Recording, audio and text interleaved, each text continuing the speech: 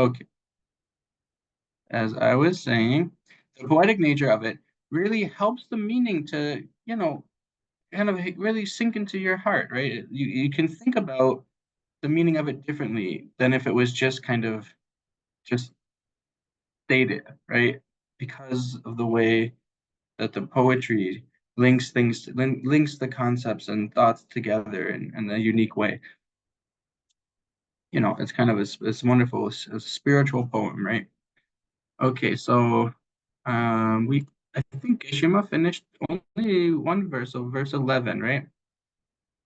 I just want to, that was last week's class, but I just want to go back briefly to verse 10, just because it really is one of the most important and most frequently quoted verses from the text, and also one of the most important. Okay, so we have verse 10. Why be unhappy about something if it can be remedied? And what is the use of being unhappy if it cannot be remedied? Okay, why be unhappy about something if it can be remedied? And what is the use? Another way of saying that, I mean, the Tibetan word here is more like a value or benefit, but right, same idea. What is the value of being unhappy? What benefit does it give to be unhappy if it cannot be remedied?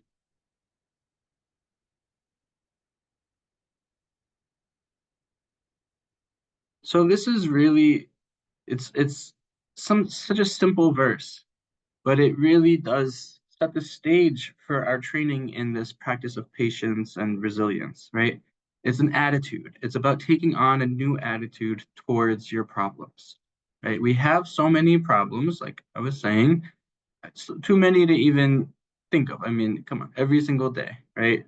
Problems driving, problems with, something you don't like about something on the road, person driving too fast, a person tailgating you, person waiting too long after the light turns from red to green. Okay. All these things, right? Things that we get annoyed about.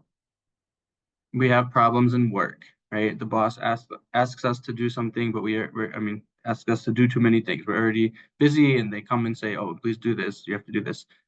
Okay. Or we have to learn a new skill, a new task, and you don't think you'll be good at it, or you're not good at it, and you makes you mad. Or you have a new, you know, what is it, kind of evaluation that you're all nervous about. Because what if you don't do it well and they fire you, and right? So all these things, things in the family, things at home, just with your phone. I mean, come on. How often does your phone not work the way you want it to, or your computer, right? The internet. Okay. So many problems, physical health problems, right? Well, why be unhappy about those things if they can be remedied, right? Why even let yourself have that moment of irritation or that day of frustration if it can be remedied? If there's some solution, just fix it. Just fix it. I mean, you have to put some effort in, maybe think about it, maybe ask for advice, maybe look at the options. But if there's a possibility of fixing the problem, just go ahead and do it. And that's that. There's no need to add anger into the equation or irritation. And what is the use? How does it help you if you're unhappy about it, if it cannot be remedied? So there are some problems that we face that really don't have a solution. I mean, we're all going to die. That's a pretty big problem. There's no solution. There's no way to stop dying, right? Even the people who are enlightened, the Buddha died, right? But you can stop your inner suffering about it, right? Your mental suffering about it. So why be unhappy if it cannot be remedied? I mean, a lot of political situations, the war is going on. You know, okay, is there on some level maybe something you could do? Well, you check and see. Maybe sometimes. A lot of times, really, no. I mean, maybe, but probably not. I mean, things are just bigger than us, right? There are things that are bigger than us. Weather events, right? You can't stop the rain from falling. You can't stop the snow from falling, right? So, what is the use of being unhappy if it can be remedied? Sorry, cannot be remedied. Sorry, if it cannot be remedied. So, even if there's no solution, what is being unhappy going to add? How is that going to help the problem get any better? It's not, it's just going to add an extra level of suffering. an extra level of suffering. Okay? And what is that? That's absurd. What is that? It's foolish. We're literally just creating our own suffering for no reason. The only reason being that's that's what our habit is to do. That's sort of our natural inclination to do that based on habit, of course, from this perspective of the Buddhist tradition, from that comes with us from previous lives, but you could just say from conditioning of this life or from your genetic disposition or whatever, however you want to think of it, but it's certainly there, right? There, but not as an intrinsic part of our personalities. It's not unchangeable. Okay. So we can change that habit by thinking of this verse, by remembering it. It puts a barrier between the problem and the anger, right? We can start to see more clearly. Okay, there's this thing I met. I don't like it. It's not what I wanted. Some problem, but it gives you a little bit of extra space so you don't have to immediately react with irritation, anger, frustration. Training over time makes it stronger and stronger, makes your ability to keep a cool mind stronger and stronger and stronger. Okay, let's keep going. So Geshima went over the verse 11 for myself and for my friends. I want no suffering, no disrespect, no harsh words, and nothing unpleasant. But for my enemies, it is the opposite. There's a question, maybe? Yeah, that should be fine. Shmuel, do you have a question? Yes, Genla. What is the difference about being happy about something that can be changed and being complacent about it? Very good question. Okay, what's the difference? You said being happy about it being changed, or something that cannot be changed. I'm not actually sure which one it's something that can be changed, you said. Yeah, something that can be changed if one is not unhappy about it. Oh, unhappy. Then what's the difference between not being unhappy about it I see. and being complacent? Right, because not being unhappy doesn't necessarily mean you're happy about it too, right? I mean, it means you're undisturbed, right, but not necessarily happy. So just what's okay, so if you're able to practice this, thing of not being unhappy, and it can be remedied, right? Doesn't that mean it keeps you complacent, right? Doesn't that mean it keeps you from searching for the solution? So I think it really depends on the type of problem and your long-term motivation, your own long-term sort of goals in life, right? If your goal in life or your goals in life, right? If your goal in life is basically to just always be happy, you know, to just have a happy mind and not really worry too much about whatever the world situation or about, other, not necessarily have make many changes in the world, right? I mean, as Americans, it's hard to imagine. We're very much like trained to think that we have to, do something to change our lives for the better and make. And I know not everyone's here American, even questioners not, but still, certainly maybe it's just a modern attitude at all. But always trying to make things better, improve things, right? Not all cultures have that emphasis so much, honestly. In those of you who have been to India, you would definitely recognize it there. Indians are much more, complacent, you can say,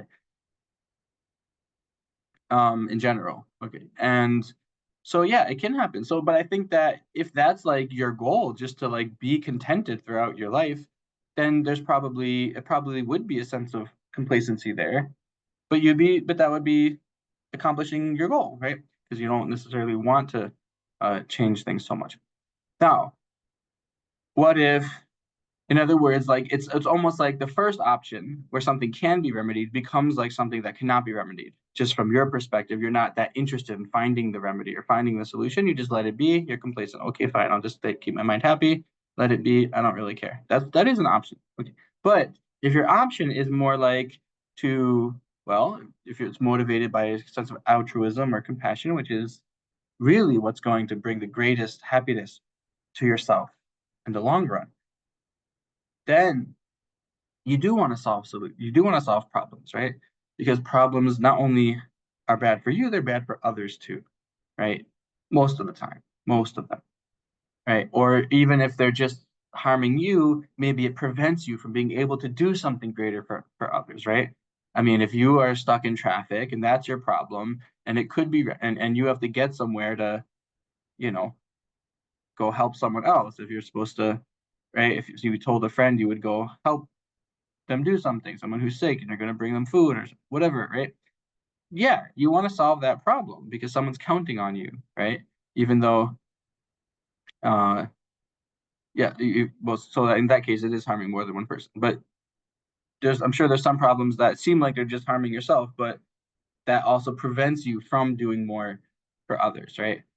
I mean, if you get injured, if you break a bone, if you get physically harmed by someone, that's going to make it harder for you to help others. Okay. So it's good to prevent those or find solutions to those. So why would it not become complacency? Because you have that sense of altruism. You have that wider worldview or that wider picture of your life. I'm here to serve others. I have to work hard to try to find ways in which I can really be of benefit to others.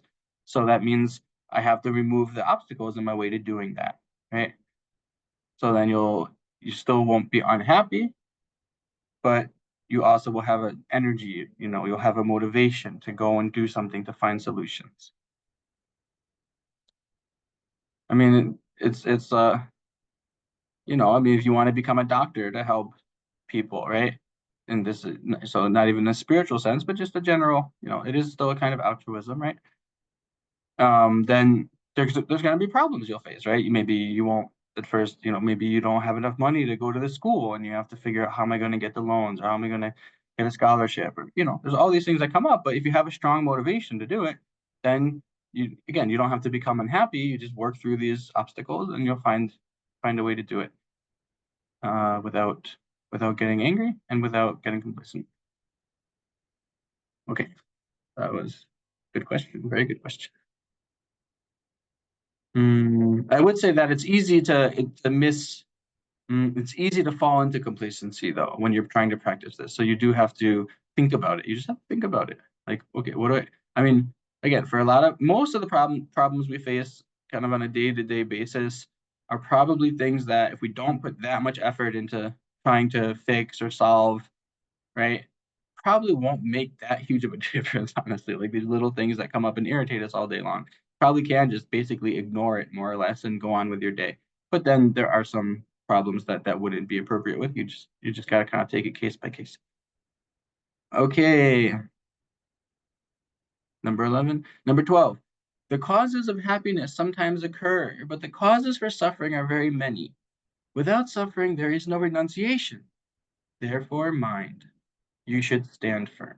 Okay, so now we're going into some verses where Shantideva is almost pointing out almost at the positive value of suffering. Okay, so the causes of happiness sometimes, right? Only sometimes you could say, right? They're not that common, but the causes of suffering are very many. Okay, so again, this is just pointing out that's just kind of a fact. Okay, well, what's next? Without suffering, there is no renunciation. Therefore, mind, you should stand firm.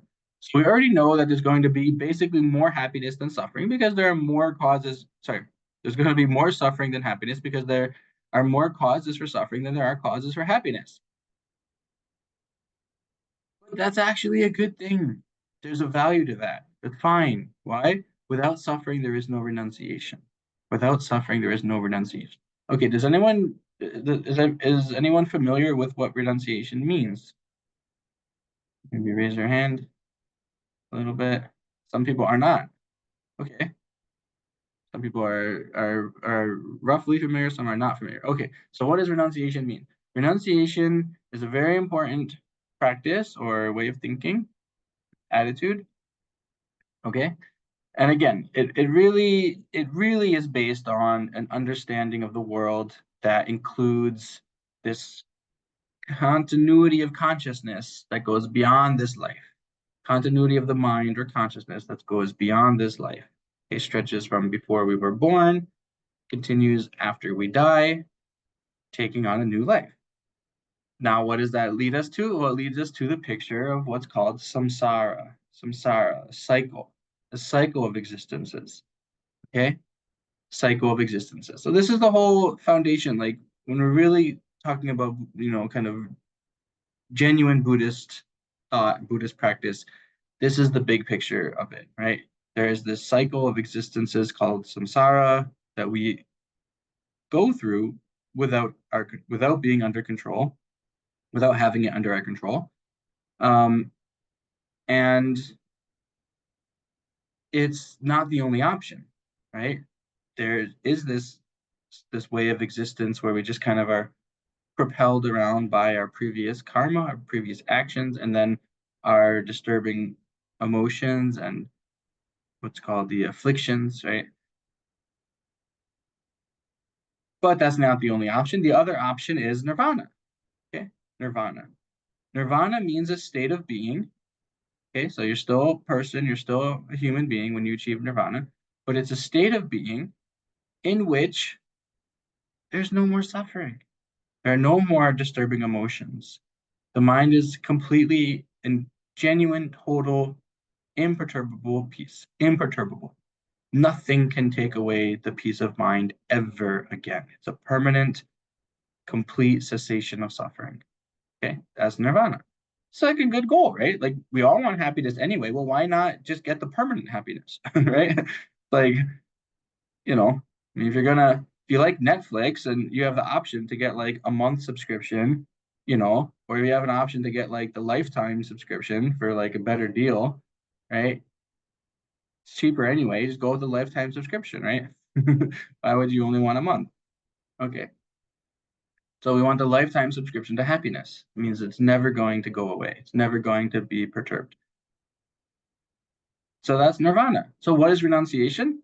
Renunciation is the decision to achieve nirvana, the decision to turn our attention away from or turn our interest, we should say, turn our interest away from the typical happiness that we are interested in, happiness of good food, good weather, nice beach, nice vacation, sex, or relationships in general, friends, the objects of the senses, right? Turn our attention and our interest away from those and turn our interest towards the lasting and imperturbable happiness of nirvana, of liberation from suffering. But that means what? That we have to start looking at our own mind and doing the practices that transform the mind because, well, that kind of happiness only comes when we do a radical transformation of the way we think and our emotions. Because again, that's really what's causing suffering. It's right. The real cause of suffering is our negative emotions. So the real cause of happiness is removing those negative emotions. Okay, so renunciation is the decision to do that practice, and then sort of enough, having the real kind of energy behind your decision, so that you really start, really working towards achieving liberation or nirvana. Okay, so without suffering, there is no renunciation. Why? Well, because if we don't experience suffering, we don't recognize that it's sort of just part and parcel with our lives, then we're not going to decide to get rid of it. We're not going to decide to seek a situation that's completely free of suffering. If we never even experience suffering to begin with, then we just kind of float along through life and just as I remember I have a friend. I was doing a study abroad program in India, my first time here, 2009. And my roommate, he was very nice kid. We were in college, right? And from Colorado. And we had spent this 4 months or semester learning about Buddhism, learning all these concepts. And one day he like turns to me towards the end of the program. He's like, all this stuff they're talking about with suffering and I mean, yeah, he just said, all this stuff we're talking about with suffering and samsara, I just don't see it. you know? And it's like, well, he was from like a nice, background. I mean, upper class and kind of probably like basically sailing through life without many problems, right? He wasn't really recognizing suffering because he wasn't having any strong suffering, which is on the one hand very good. It's like, yeah, we don't want anyone to suffer. But Shantideva is saying, well, but it's actually like you don't want to suffer, but if you don't ever experience suffering, then you can't ever get the thing that's even better than what you have now, right? What you have now, if you're in a state where you're just not suffering because you haven't yet encountered any big problems in life, doesn't mean you're not out of the ocean of samsara altogether, right? So that's why we need a bit of suffering in order to see that that the whole state we're in is just just completely infused with suffering, and that we'll meet it again because we're not free of the potential to suffer. Then once we see the suffering that is part of this reality we're in, then we can really think, you know what? I'm actually going to seek the complete other alternative, the totally other state of being, state of existence called nirvana. Then you'll start seeking it. Okay. So therefore, mind, you should stand firm. Stand firm means just take this, be able to endure suffering, right? Be resilient, be able to experience suffering without freaking out. If some ascetics and the people of Karnapa endure the pain of cuts and burns for no reason, then for the sake of liberation, why have I no courage? Okay, so this is referring to certain practices which are still done. There's still people doing practices like this in India and other places. But some ascetics, so ascetics are people who devote their lives to these kinds of physical ascetic practices, which are like physical hardships, basically intentional. You intentionally subject yourself to physical hardships for a spiritual goal. That's kind of what an ascetic means. Um, some people maybe, some people don't wear clothing; they just go around naked or go around barefoot. Actually, lots of people in India go around barefoot even if they're not ascetics. It's actually quite common. Anyway, but so or people, there's practices of literally where people will stand on one leg and like what's called the yoga pose is called tree pose or something. Stand on one leg for sometimes days on end, right? Hold a trident, just holding it out for hours or days on end. It's different kind of physical things. Okay, so one kind of practice is enduring the pain of cuts and burns. I'm not sure exactly which practice this would be, but you've seen people maybe like walking on hot coals or lying on a bed of hot coals, or like all these things are part of it. So if those people, those ascetics, Kanapa, I guess was a place in India, um, endure the pain of cuts and burns for no reason. Of course, Shantideva is saying for no reason because he knows that um, it's not going to actually bring them liberation, right? So then for the sake of liberation, why have I no courage? In other words, there's all these people who are doing practices that aren't really going to bring them any great result, and it's causing a lot of harm, and they're still like they're patiently enduring them, right? Those people who do these ascetic practices, they're pretty calm usually, right? They sit there and they endure it, right? So for us, we know that there's this thing called liberation, and it's a true cessation that's going to last forever, never, so we never have to experience any suffering again. That's such a great goal. That's such a wonderful thing to achieve. So shouldn't I have some courage to endure a little suffering along the way? And then, of course, people who just, just actually, I think there's another verse that, um, okay, I don't think yeah, this is probably this verse is where you would explain it. So, right, so another thing, there it is, 13. Another thing is simply, people who are just like enduring pain through their job or through their work, right? It's like so many people who have to work in harsh conditions, working outside in the snow, shoveling in the winter, right? Just to earn some money, or waking up super early to go, with your plow truck and go around plow the roads. People who work in like oil fields and mines and like all these crazy environments where you're literally like reducing your lifespan by 10 years just for a paycheck, right? That's not for liberation. That's not for the true happiness of nirvana, but they're enduring that suffering. So we can endure a little suffering along our spiritual path. That's the point of that verse. Number 14. This is another very important one that's quoted very, very regularly and extremely important to remember. There is nothing whatsoever that is not made easier through acquaintance. So through becoming acquainted with small harms, I should learn to patiently accept greater harms.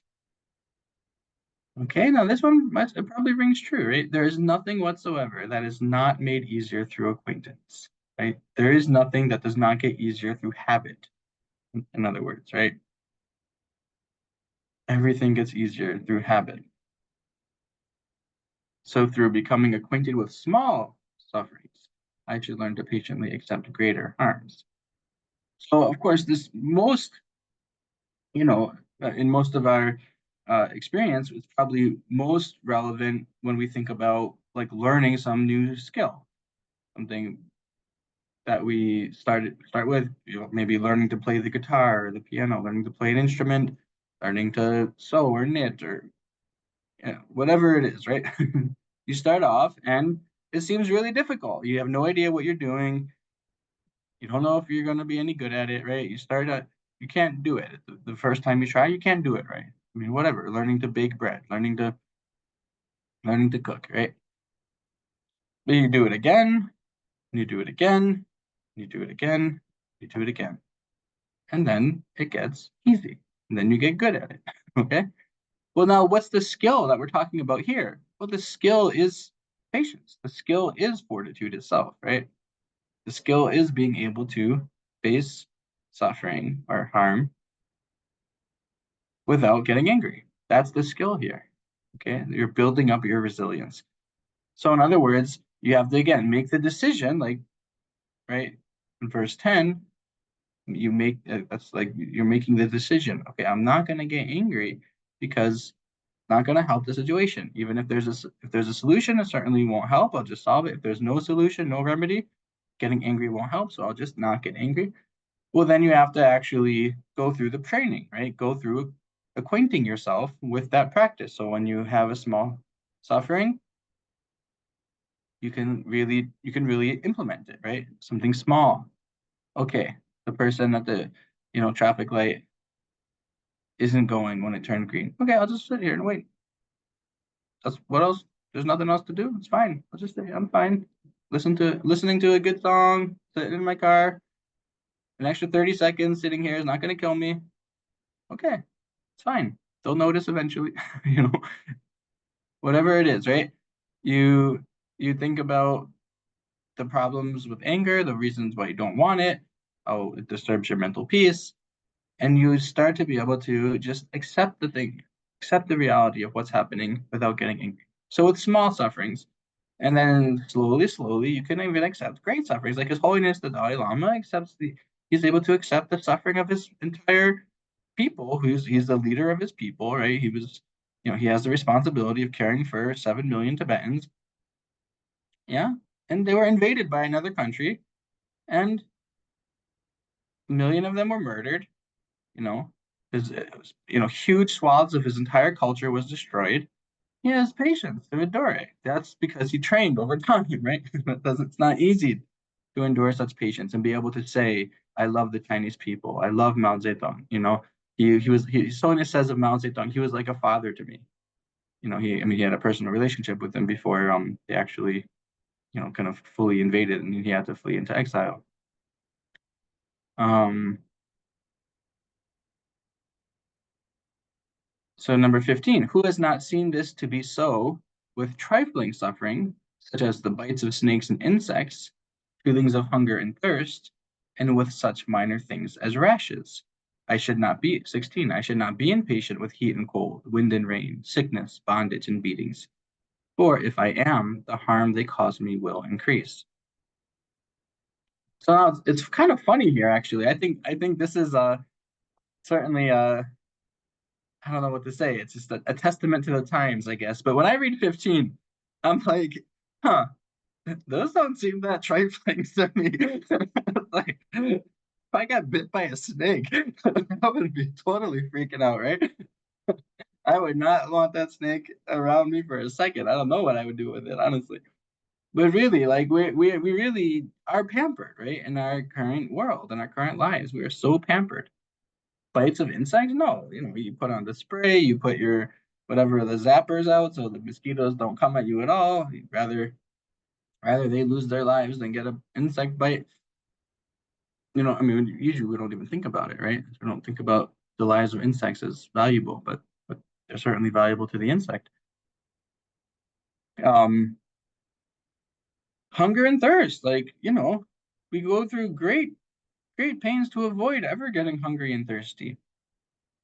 And with such minor things as rashes, even rashes, like as soon as we get a rash, we notice a rash, going to the doctor, gonna get medicine, try to, we're not gonna just endure it. So I think we have to find maybe other examples that we really can consider trifling little things. Okay, maybe the TV show that you want to watch isn't going on or something. The show you like was canceled and they're not having another season. Really trifling sufferings. I mean, obviously, the example of physical sufferings is important because physical suffering that really, these are all examples of physical sufferings, right? That really does, that kind of drives it home, right? It is strange how well we've been able to avoid physical suffering in our society, in our culture. But I mean, still, we do get sick, right? Things do happen. We get hungry, we get thirsty, we get cold, we get hot. So I like the next one. I should not be impatient with heat and cold, wind and rain, sickness, bondage, and beatings.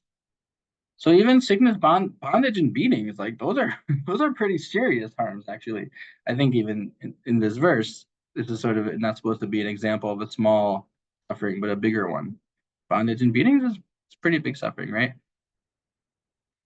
But it was probably much more common. Still in a lot of cultures, it's much more common to see people getting beaten, children especially, right? Children still get beaten a lot in some cultures. Anyway, for if I am, the harm they cause me will increase. So the point here is, so right, these are all things that we can't really avoid. Many of them are things we can't really avoid. And so, what happens if we become impatient? We become frustrated and angry. All it does is it compounds the problem, right? We have a suffering in our body, we get angry, now we have on top of it a suffering in our mind.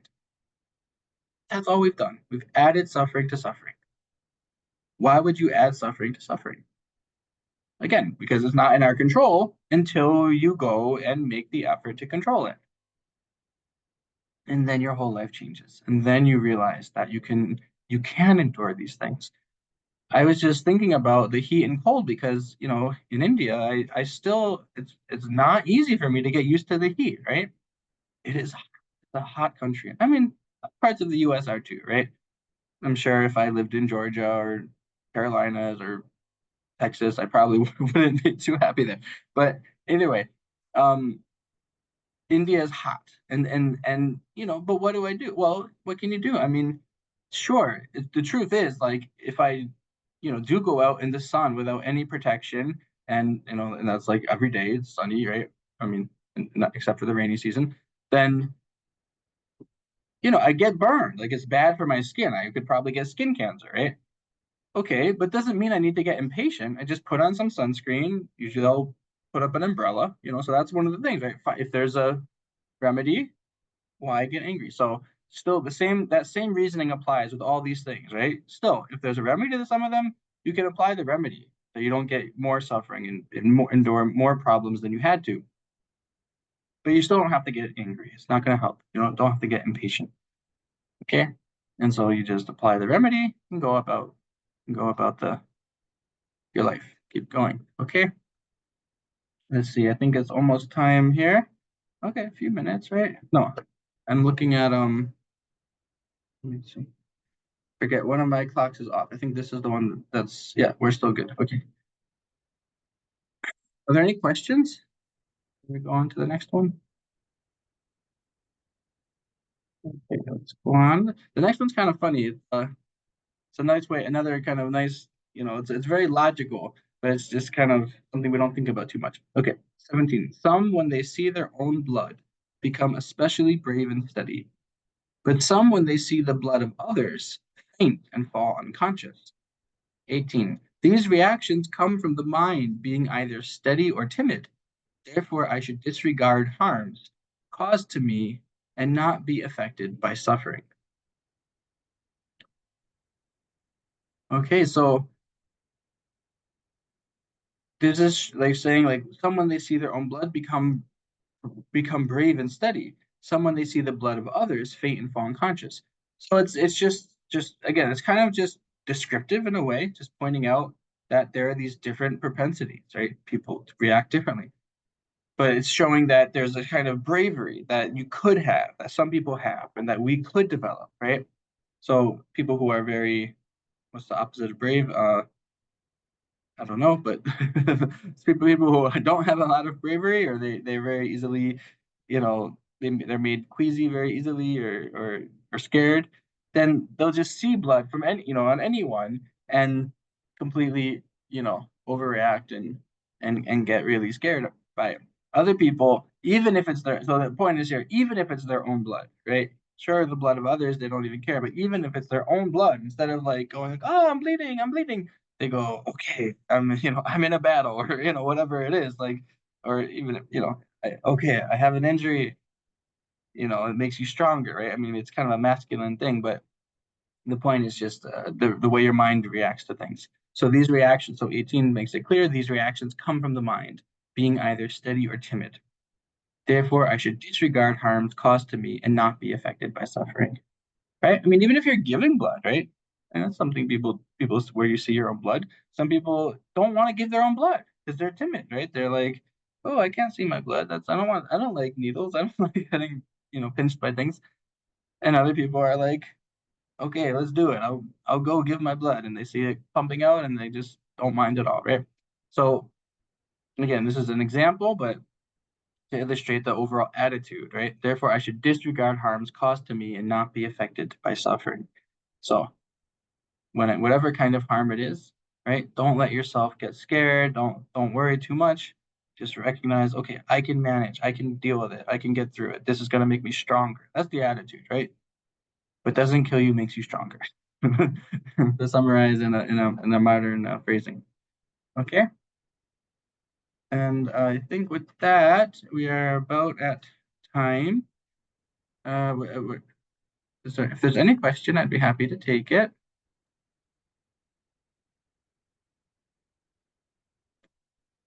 No? I had a comment. Oh yeah, comments are good. Thank you for your teaching. And I was thinking about yoga and having done yoga for many, many years and the learning how to do the poses in yoga slowly over time and how standing in a difficult pose creates the opportunity to endure what we could consider suffering, and to create that space, that long, keeping the suffering actually going longer and tolerating it helps build the muscle for tolerating other sorts of suffering in life. I find, though, that the emotional suffering caused by another human is much more difficult to tolerate than standing on one foot for a long period of time with discomfort in my body. In some ways, because I'm inflicting the suffering on myself by going to the yoga class, and yet when someone outside of myself is inflicting the suffering on me, it's much more difficult to tolerate. So that was my thought about that's a harder muscle to build. Mm, very good observation. Yes, yes. Yes, it's very good to think about why that would be. Right? Hmm. What's the difference there in your way of reacting to those two situations? And that's true. It is nice that there are physical practices, yoga or other forms of exercise, or sports training or what have you, where it is sort of like a situation where we're intentionally creating some suffering, right? But with the whole goal of making us stronger and more resilient. That sort of is part of the goal, right? And I think that that's very valuable. Yeah, but you're right. Then some other things are not as easy to endure, not as easy to face. Why is that? Be good for everybody to think about that. And the reaction happens so quickly that like we don't even know what's happening, right? We just think Hmm. it's just the truth. Oh, you're a bad person. You're wrong. We don't even realize that it's just our anger arising. Right. Oh, Yeah, I think sometimes in part it has to do with that understanding of, is this something that can be solved? Is this a problem that can be solved? You know, of that one verse where it's, well, if there's a solution, then take the solution. If there's no solution, why suffer over it? So it's that in between. Is there something about this, you know, that I can do something about, or am I in a moment of acceptance at this point that there's nothing that can be done, you know? mm, right. And also just the difference between mental suffering and physical suffering. Like when someone insults or says something to you that makes you angry, they're not physically harming you, right? You're not feeling physical pain, but there's mental pain there, which maybe that's just a little, maybe that is harder to endure. Yes, thank you. Yeah. Thank you. Anything else? Did I see a hand?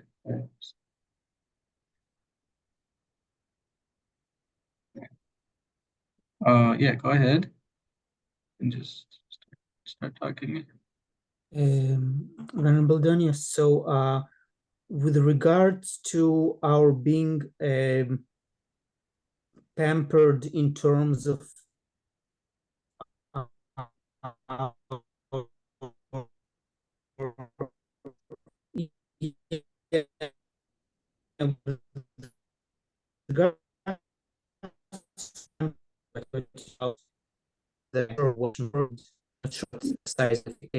I think our Oh, I think the question didn't come through. It was freezing a bit. oh,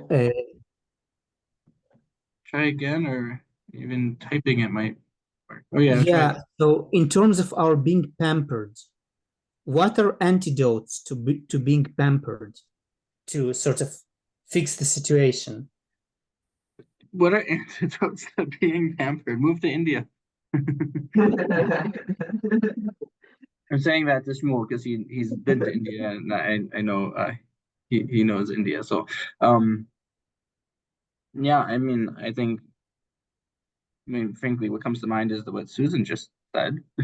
You can like pick up a discipline that gives you that kind of forces you to have some suffering and strength, build your strength and resilience around that. Some kind of exercise, physical exercise could be helpful. Or even just taking on a discipline, just a discipline of some sort, okay. I mean, like, again, for if some people here might consider at some point having an ordination or taking different vows within Buddhism. So some of the vows include not eating past lunchtime, for instance, right? So maybe taking on a discipline like that, and then even if you're in a pampered situation, your world or your environment, then you can at least take on a training, take on a discipline that gives you a bit more, that reduces the pampering just based on your choice. But I think the reality is that it's hard when we're in this world. We have to like change our society. I don't know what else to say. It's kind of I think about it. I'll think about it more.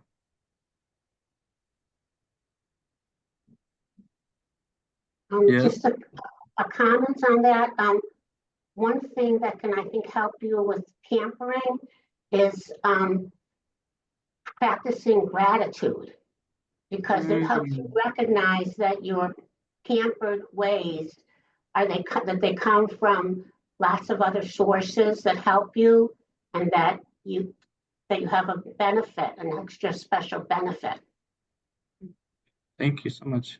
Right. And so that would give you a way of thinking and a way of practicing so that you're cultivating a positive virtue even though you're still being pampered. Right. Absolutely. It doesn't necessarily give you more opportunities for patience practice because it doesn't change the fact that you're pampered. Yeah. I mean, that's good though. I mean, that's a good point. It's like, well, there's nothing really wrong with being pampered. We can still understand. I mean, again, if you're really in a situation where you have such little suffering in your life that you can't even acknowledge, but who is here, that I'm pretty sure that's not the case. Like you wouldn't come to a class learning about how to deal with anger if you weren't recognizing there's some suffering in your life, right? So, I think at least there's enough suffering that we can see that it's a fact of life. And then if there's not so much that you're like still basically comfortable, well, that's good. It gives you an opportunity so you can and think about people, who are really in the kind of throes of intense physical suffering constantly. They really can't do anything else except for just be in misery.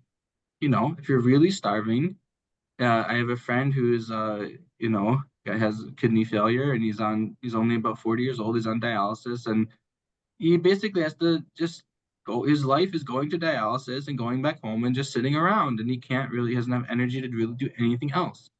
Um, and people even, if you see, you've been to India, right? Those of you who've been to India, you see the homeless people, you see the poor people, and they can't really do anything else except for kind of beg for some money and then suffer, and eat some food, and then they're just kind of out in the elements.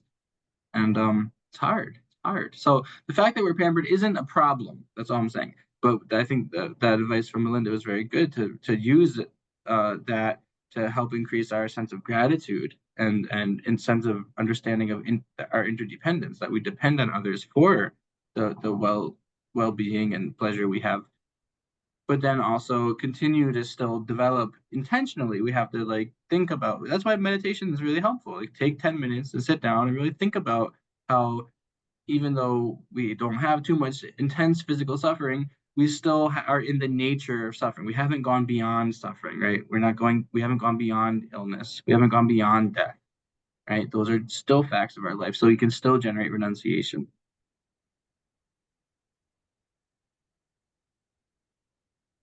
Okay, very good. Well, let's do a short dedication. So that means, again, taking all any insight or reflection that you happen to have, uh, any just happiness, even any happiness that you experienced, the happiness of others, then the kind of effort into learning and increasing the good qualities that other people did during this last hour. Take all of that, and then we dedicate it with the kind of put the energy towards the great goal of all sentient beings achieving true awakening.